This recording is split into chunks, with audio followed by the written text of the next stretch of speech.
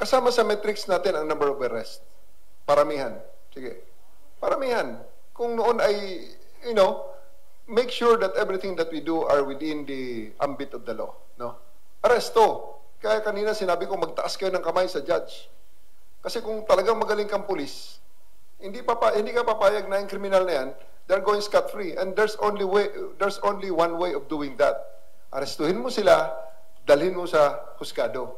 Dadaan ka sa piskalya, taas mo ang kamay mo, sasabihin mo, ito ebidensya ko. Kumbinsin mo ang piskalya. Tandaan natin, yung mga tao na inaresto mo, hindi mo binaril, hindi mo pinatay. Buhay yan. Andyan ang human rights. Andyan ang media. Andyan ang mga abogado. Ay pag magreklamo yan, dito ka naman babalik sa loob ng internal disciplinary machinery. Andyan ang Internal Affairs Service. Iimbestigahan, titingnan kung tama ang iyong ginawa. Okay?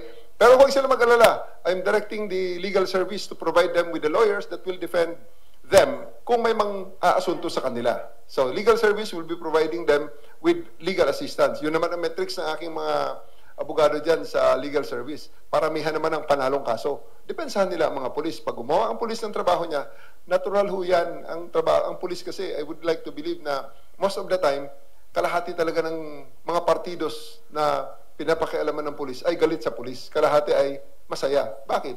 Sino naman ang masaya na pinusasan mo, dinala mo sa kulungan? Siyempre, ang mga partido sunod galit, maghahanap ng butas sa'yo, kakasuhan ka, asuntuhin ka.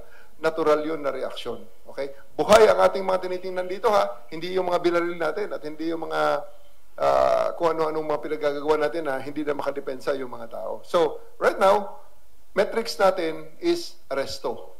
At ang aresto, ibig sabihin, buhay ang tao, dadali mo sa husgado. Kumbinsin mo ang piskal. Ngayon, siguraduhin mo tama ang ginawa mo. Sapagkat pag sinabi ng piskal mismo na illegal ang aresto mo, problema na yun. Dahil pag dinala ka sa Internal Affairs Service, dinala ka sa NAPOLCOM, dinala ka sa PLEB, may kalalagyan ka rin. So, may check and balance ang ating mga sinasabi niyong abuso.